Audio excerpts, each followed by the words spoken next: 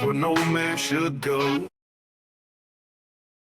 Cold winds howl through hollers and brooks,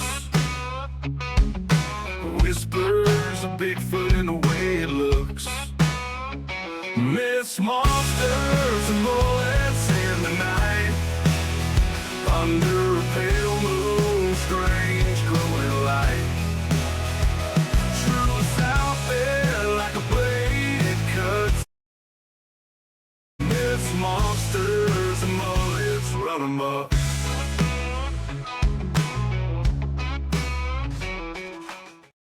Welcome back to Myths, Monsters, and Mullets. I am your host, John Methenkamp. On tonight's show, we have Michael Zerbos. He is with the Las Vegas Soul Searchers. I believe we met on Facebook and asked him if he wanted to come on the show, and he said yes. So, Michael, how you doing tonight? I'm doing great. Thanks for having me on. No problem, no problem. Why don't you tell everybody a little bit about Las Vegas Soul Searchers? All right. It's Las Vegas Soul Searchers is a group that I started. When I retired, I moved to Las Vegas from California for financial reasons. But I worked with a couple other paranormal teams. Then I decided to start my own. I started my own, then I went with another one, and then after all those, and I wanted to branch out on my own and do my own thing. So I got a couple people, and we started our own thing, and we were Z-Dog Paranormal. That's what we started out as. And at the behest of a friend of ours, Janice Oberdeen, she's big into paranormal, helped Zach Baggins when he first started out, and she was good friends with Debbie Constantino, big into paranormal. And she goes, you guys live in Las Vegas, because she's up in Reno, and she goes, you live in Las Vegas, that sign's not copyrighted, you can use Las Vegas and that sign. And she says, she goes, I suggest you use the hell out of it. So we got together and we come up with names, and we'd like Google, and then we search and see. And so Las Vegas Soul Searchers came up, and couldn't find anybody using it or anything. And we go, that's it, Las Vegas Soul Searchers. So now it's comprised of myself, Kelly Lee, and Jeff Frey.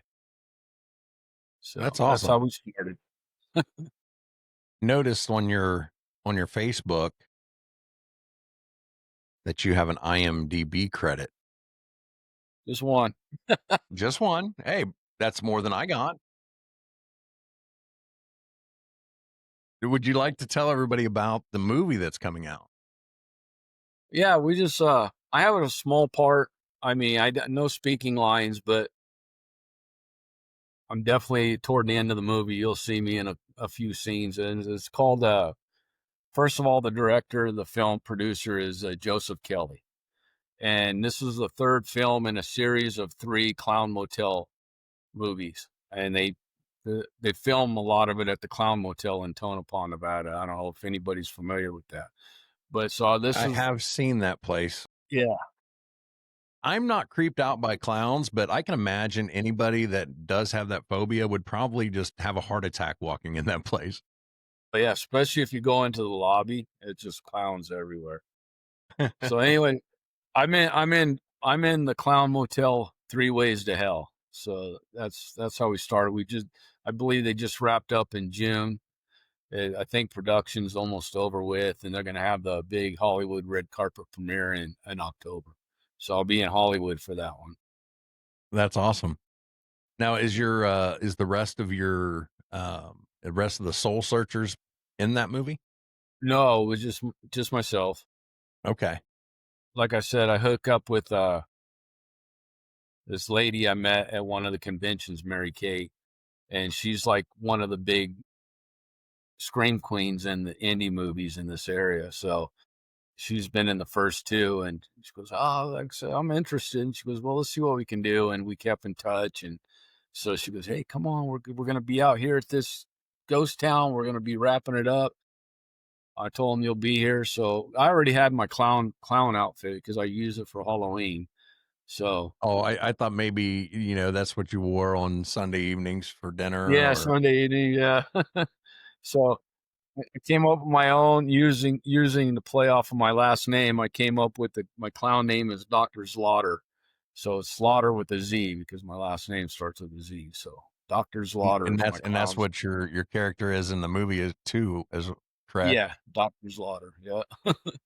That's awesome. That is awesome. Pretty fun. It's a good experience. I'm hoping to do a couple more. Just, small parts. I'm not, but yeah, I'm hoping she can get me into a couple more. Or you can just make your own. I could if I had the backing. Well, what was it? Paranormal Activity. They only had like, I think they made that with the money they got off scratchers. I don't know. Yeah, I mean, yeah, I'll see what happens. Like I said, I'm just trying to get the soul searchers off the ground right now. I'm trying to get a little bit of a following. I'm not looking to make any money on it, but I like to because I don't do production videos. When I do mine, I put like I'll do a video explaining where I'm at and I'll post it and then I only post evidence I find. I don't post a big production. Like if I have a few pieces of good evidence from any investigation, I'll do a little short video on each piece and post them independently. So I don't, like I said, I'm not into production. I just want to share with what I experience and what I find when I'm ghost hunting.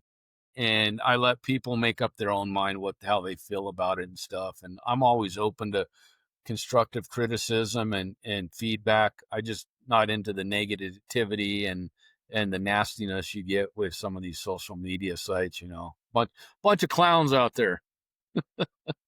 And they're all in a motel out there in Las Vegas. Yeah, out in Las Vegas, out in the desert.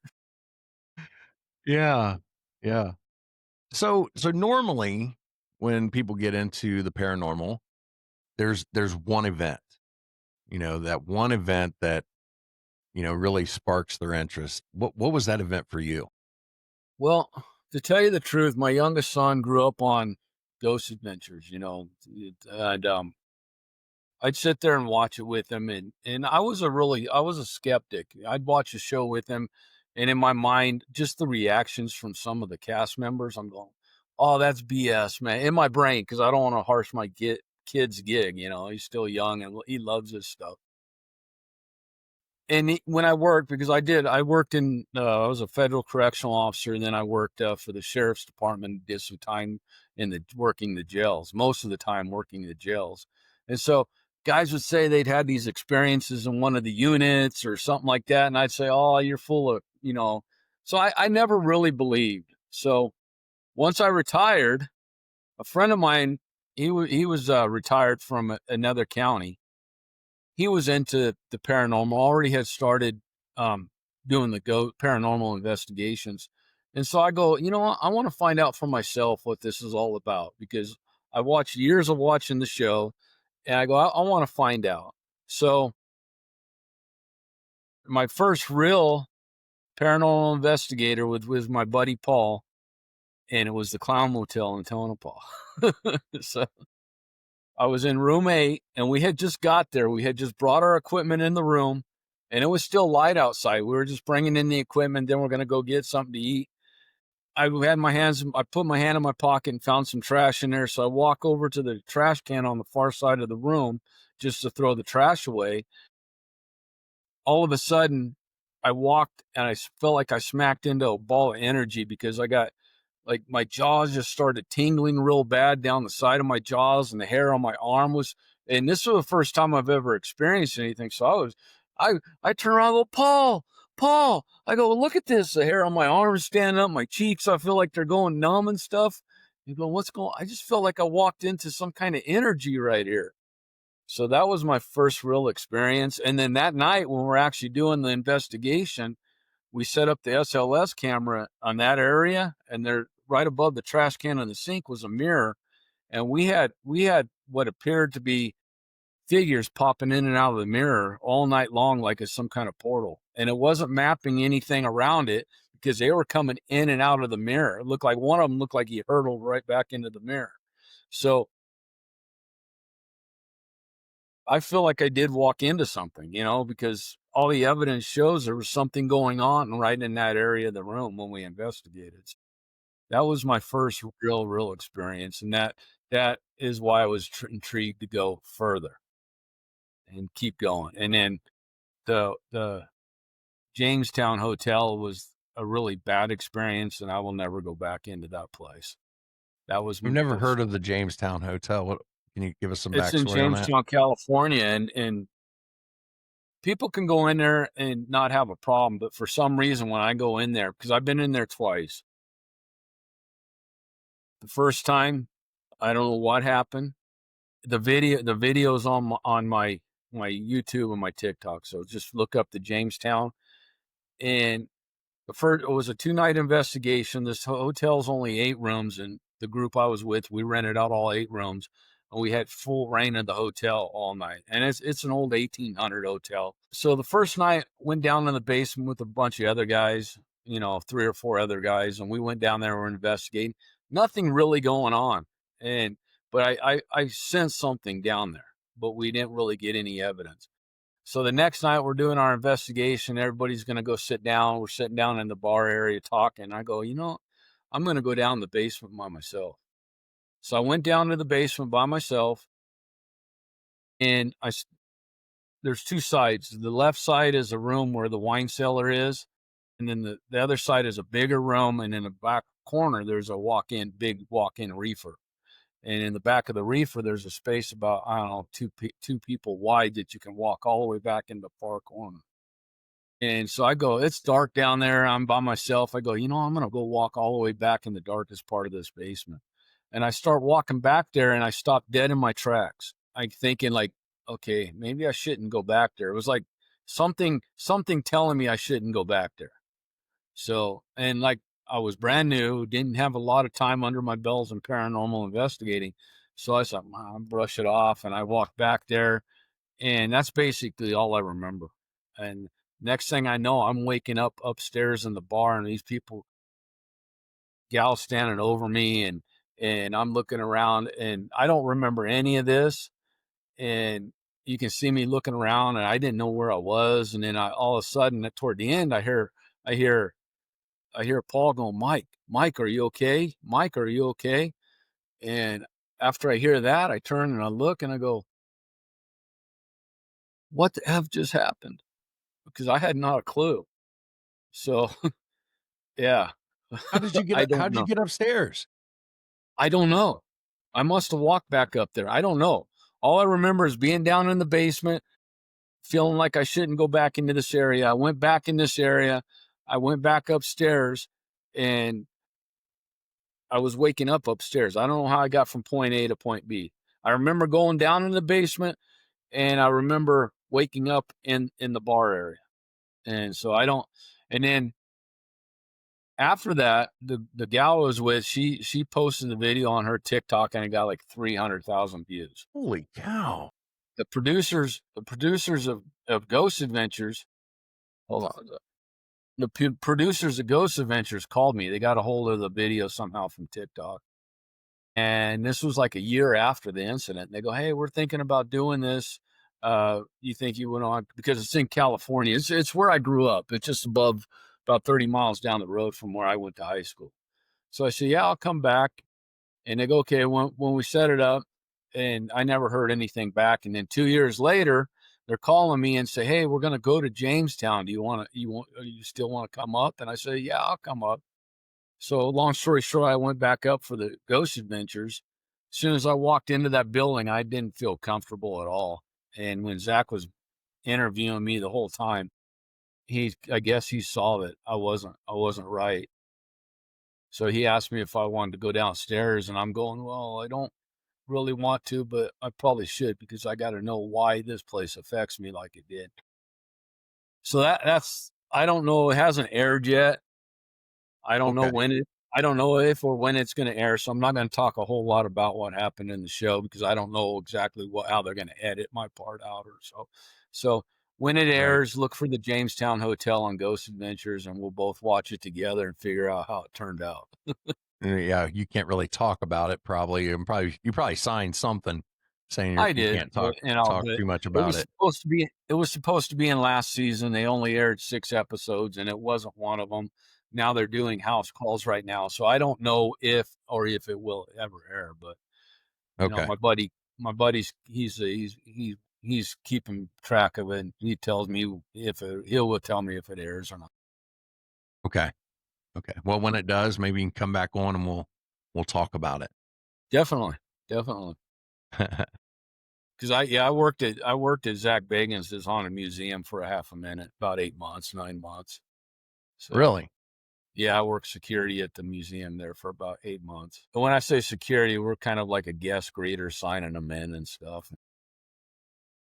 But you're there in case something happens. Exactly. So the Yeah. ghosts don't get out. That place is in itself is very interesting. There's a lot Yeah. of I've heard mixed lot of reviews on it. yeah. I I they have this thing they do on a Friday and Saturday night called the flashlight tour. I've done 3 of them, and they're $199 each. And Holy even when I cow. worked there, I did one before I started there, and then when I worked there, I did 2 more, one with the group I was with, and then one with my oldest son. And even when I worked there, I had to pay full price because it's limited. It's only 20 people for the night. And that one, I like it because you can bring in equipment. You just can't bring in anything that takes pictures or any kind of photography, but you can bring in, your digital voice. You can bring in your spirit boxes, all your EMF gauges. You can bring those in and use those. And what I like about it is only 20 people allowed in the house, and nobody's guiding you or anything. So say my son and I were at the group when we went into a particular room, we could shut the door and nobody else was allowed in that room while we were investigating it. So it was just him and I get to investigate the room without any outside interference. So I really enjoy it because my son's been scratched in there once.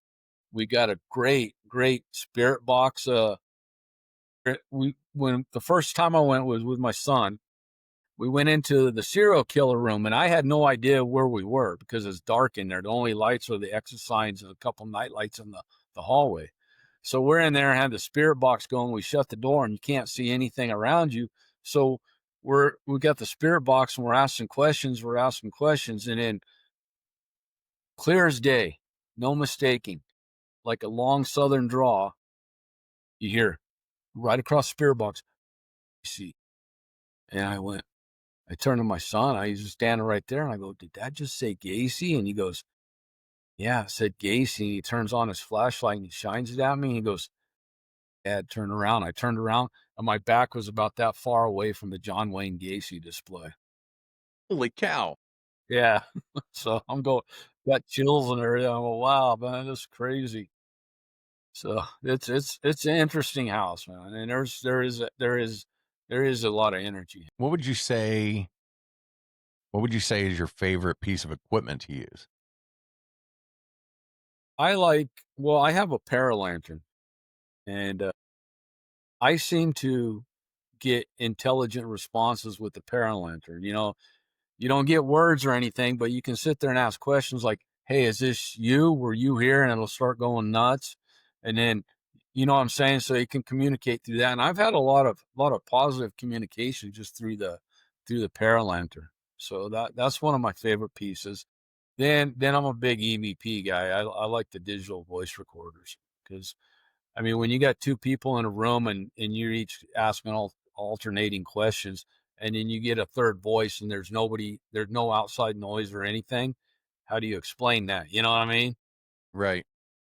I like EVPs. I've got a few good Class A EVPs. What's your view? Well, when I first started out, I thought everything was an orb, you know, but I mean, dust particles. If the wind's blowing, dust particles look like orbs flying by. Sometimes bugs look like orbs flying by. So if you get another piece of something happening at the same time you see the orb, then that could be something. Like we just did a friend at Kelly's friend's house. She says felt like she was getting touched every once in a while in the middle of the night in her bed. So we went over there and we did a little investigation, and we got a couple good EVPs. I mean, clear EVPs.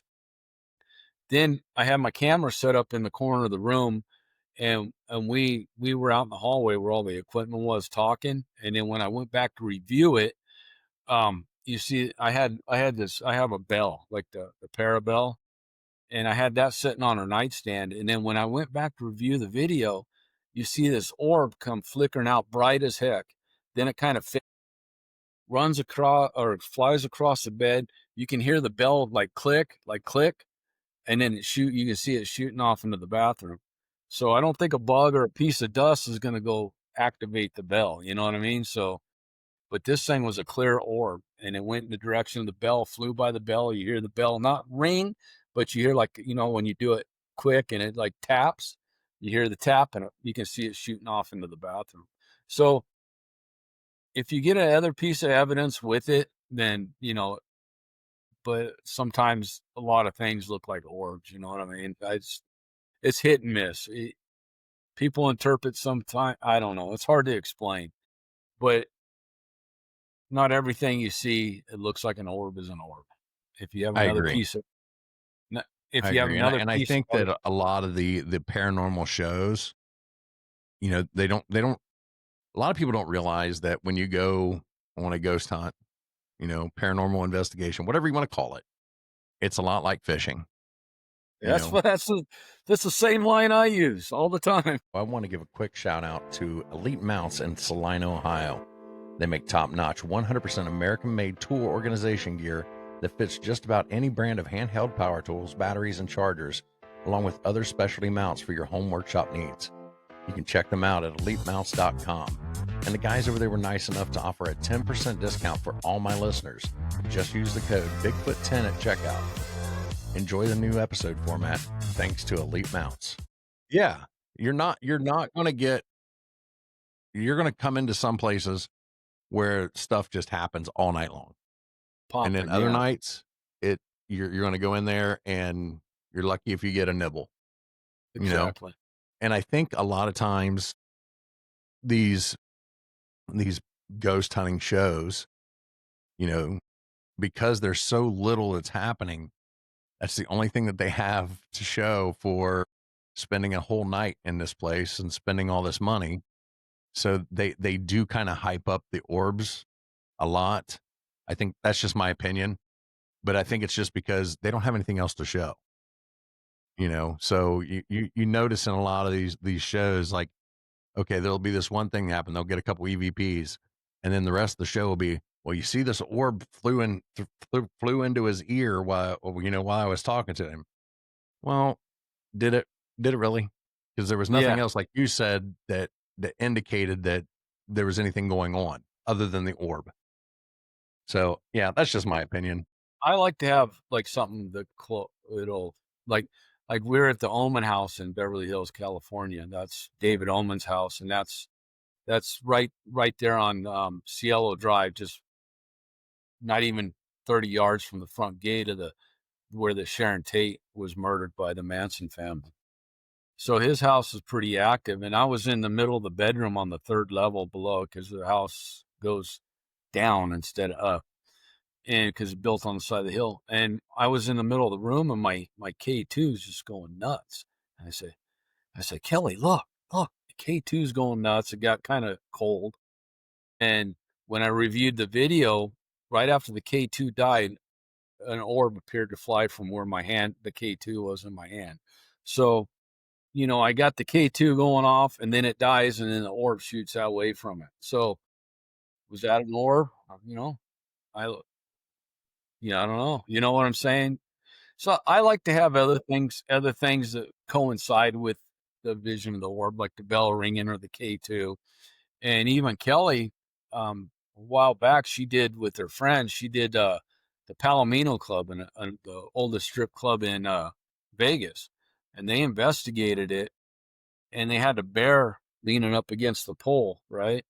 And it had been there for a while, and the bear kind of just tipped over by itself. And then right as it tipped over, you see this, like, wasn't really an orb, but like a pink, like kind of mist just shoot across the screen. So, the bear tipped over after it's been sitting there with not tipping over at all, and then you get this thing that shoots across the screen. So Wow. yeah, Yeah. When I think of orbs, I think of something that is self-illuminating, you know, something not just on the IR, you know. By the time this episode airs, I will have an episode that'll already dropped where a guy comes in and he talks about an orb that he saw with his eyes, you know. And that's what I think of when I think of an orb, you know, because I think there's too much question as to whether it was a bug or dust if it's just on the IR camera and yeah. No, nobody saw anything. I agree 100%. I mean, because I've had, like, when I'm first starting out, I was doing the Northern Nevada State Prison, and I'm sitting in a chair, and it just looks like all these orbs are flying right to me, right? And then, after talking to people that were more seasoned than mine, they go, "No, that's the wind was blowing or something. That's what dust looks like in the IR cameras. It looks like orbs flying. It looks like transparent balls of light coming at you." So, like I said, I like to have something to back up an orb sighting. And sometimes I've seen stuff with my eyes that I thought was an orb, and then when I go back to review the film, it's like a bug flying by or something. So Right. Right. You said your son got scratched. Have you ever had any physical contact with a entity? I had the Jamestown thing, but yeah, I got like 3 scratches down my back at the Washoe Club in Virginia City. But I opened myself up for that because there was a room in this old Washoe Club, and they call it the scratch room because people have been scratched in there before. So I'm sitting there in the room saying, "I'm giving you permission to scratch me. I want to know you're here." And I just felt like it burning on my neck right here, kind of started itching my neck. And then when we went downstairs, I didn't think anything of it. And Kelly goes, "Let me see your back." And I lifted up my shirt, and not even up here, down where I couldn't even reach it, 3 scratches that came down. And I'm wearing a vest to have my equipment in it. So there's like 3 scratches going down my back. And I'm going, "What the hell?" Yeah. And then, I've had, since the Jamestown thing, I don't know. I don't know if it's because I'm progressing or whatever, but I feel I can walk into somewhere, and all of a sudden I can feel energy, and I've been starting to feel more and more emotions. There's been a couple times where I actually broke down in tears and not even knowing why I'm doing it. So I'm starting to get more susceptible to the energy, and now I'm starting to feel emotion. I don't know if Jamestown had something to do with that, or I'm just coming more in tune with myself. And maybe it's something that's always been there, from working in the jails and always trying, being aware of your surroundings. And, I can't even go in a grocery store. I can have people behind me, but if I feel like somebody's behind me, I don't even have to know they're there. I have to pull over and let them pass me. I do not like people right behind me. I get a very uncomfortable feeling. So, and I think that's Yeah. just from being in the correctional environment most of I my was getting life. ready to say, you're always Yeah, watching your six on that one, and so you exactly. Yeah, and kind of then do get in that situational awareness mode all the yeah, time. and then prior to that, I was in the Marine Corps, so it all coincides with everything. So, but yeah, I feel myself getting more and more sensitive to the energy when I walk into a place. Think it's just my opinion. I think that once you come to terms that the paranormal exists, it opens you up, and once you have that realization that ghosts are real, cryptids are real, whatever that thing was that opened your mind to the paranormal, I think it does open you up more to where you are more susceptible to experiencing and seeing more things. Well, yeah, and I mean, as time goes by, like I said, now I never felt like emotions or anything. Now I feel like feeling the emotions of whatever's there. You know what I mean? Like crying for no reason. There's times I got to get up from the table and go take a decompression break because I start getting overwhelmed. And what's weird is all the emotions either been angry or sad. I've never had anybody and happy emotion. You know what I mean? It's always an angry or sad emotion. So I don't know. Maybe the spirit world, there's a bunch of angry, sad people or spirits. I don't know. Well, I mean, there is that school of thought that, the things that you're interacting with are demons. So I can understand the fear of the anger emotion. Yeah. So if they don't cut the part out in Ghost Adventures, I hope they don't. But I'm not. But you'll see. Okay. Well, we don't want to get in trouble here. So No, it's we'll all good. yeah. But so I just had a question for you and now I forgot it. So other than, you said it was Jamestown? yeah, Jamestown. So other than Jamestown, what would you consider the most active place that you've ever been? I've been. I like the Goldfield Hotel. I've been there once. I did that one with Nick Groff. He put on a little thing there, and my son actually witnessed a shadow figure there. And yeah, so and then I had a lot of activity on the SLS. Like I was walking down the hall, and my son had the SLS. He was in the hall in his room. It was cold outside, but this room, when I walked by, the air coming out was colder than the surrounding, right? So it drew me into the room, and then I'm going, I felt something in the room, and then so I call my son. I come here, I want you to map this room with the SLS. And he comes in, and right in the corner of the room, there's this big, tall stick figure. And then I'd say, raise your hand, and it would raise its hand and stuff. And so I went out and I got, she was up there. It's Nick's Groff fiance at the time, but his wife now. She had a group, and I said, come on in this room. We got something in this room. Just mapped it on the SLS, and this room is really cold. And so she brought the group in there, and they had the spirit box going, and they're asking, who are you just talking to? Who was in this room? And my name came across, Mike, just off the spirit What? box. Yeah. So and then Yeah. and then I was doing Asylum 49 in Twilley, Utah, and they had it decorated because they do a haunted house there for Halloween. So I was there in October when they were still kind of setting it up. So there was like blood everywhere, and you know, fake dead bodies, and it was just all. And then so Brian and I would go sit in this room where this one entity is supposed to be, and we sat there for like a half hour. I had my Ovilus going, and not one word across the Ovilus. And then Brian says, "You know what? We'll be back sometime, and then next time maybe you can communicate it with us. But right now we're going to leave." And I started getting out of my chair, and two words popped up on the Ovilus as I'm getting out of my chair: Mike, pray.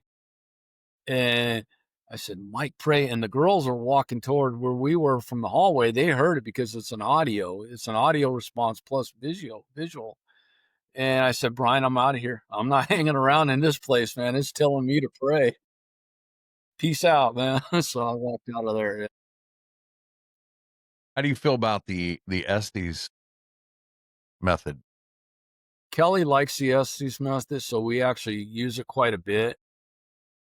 It's hit and miss. I mean, we've had some intelligent responses with it. Like one time we were doing the Oasis Motel here in Las Vegas, and it's a room where two well-known people died within 4 months apart within this room, right? And so we were investigating the room, and we weren't getting a lot. We were getting some paralantern activity, some K2 and stuff, but not a whole lot of. And then, so we decided to do the Estes method, and Kelly and I were with a friends of ours and a married couple.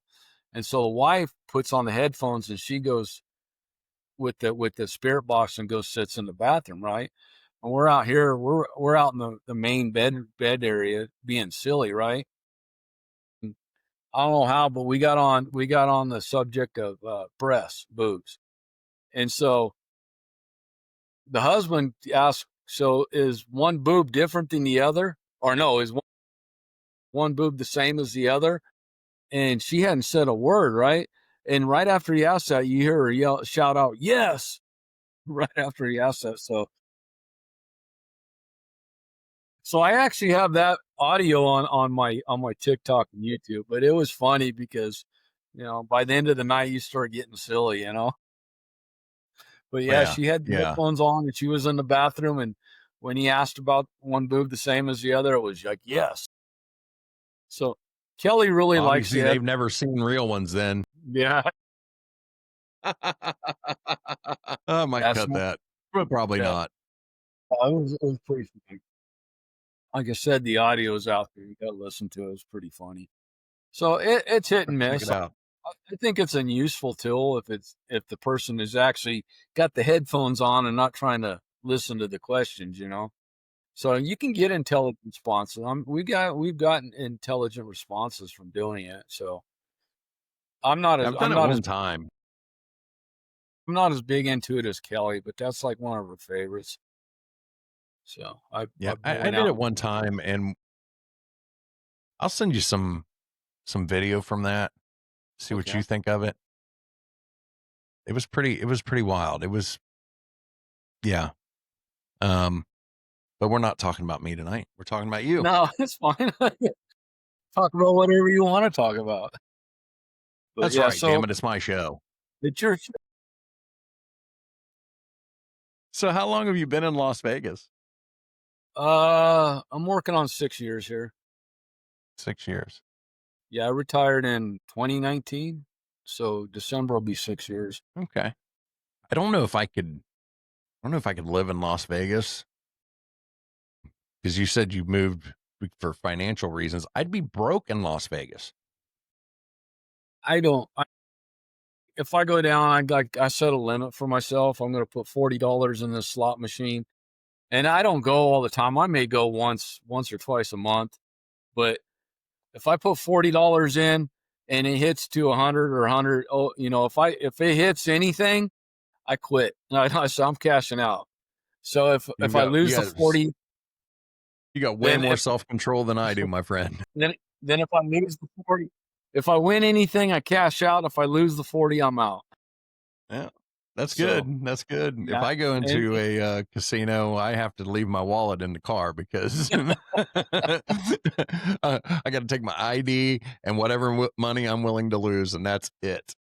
there's a secret you don't know about: the casinos get their money somewhere. That's true. That's true. They're not there for you to win. Well, they wouldn't stay in business very long if they were. Yep, exactly. I don't know. I guess tourism's down here, so they're having troubles right now. Yeah. Yeah. Well, so your son, he seems to have a lot that goes on with him then. Yeah, he's done a few with my oldest son.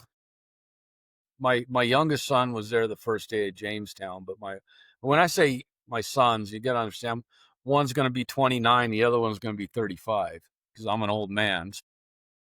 So when I say sons, they're grown men. Right. The oldest one, yeah, he gets, when he goes out with me sometimes, he always winds up with things going on around him. So he's got some, they're kind of drawn to him. Yeah. Looking back, you said you were a skeptic.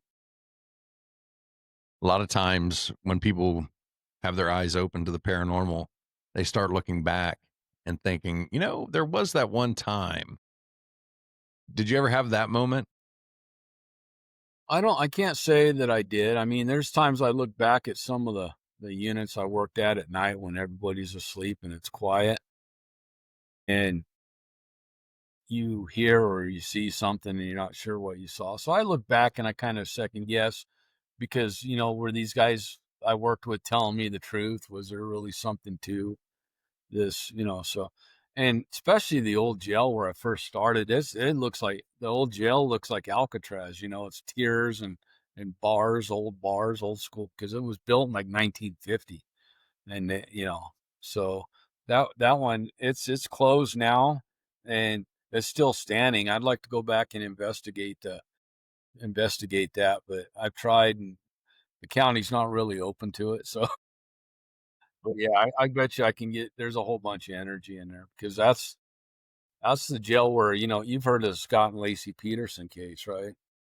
Yeah.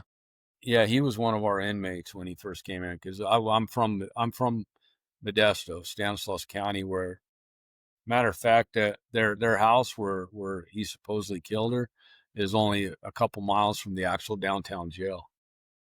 Wow. Yeah, I actually went to So being her service. Yeah. so being from California, what's your thoughts on Bigfoot? I don't really have an opinion because I've never. It's kind of like when I first started paranormal, I've never really believed, and then when I started doing it, I've experienced stuff I can't explain. Bigfoot, I've never experienced. I've heard a lot about it. And now, do I believe there might be something to it?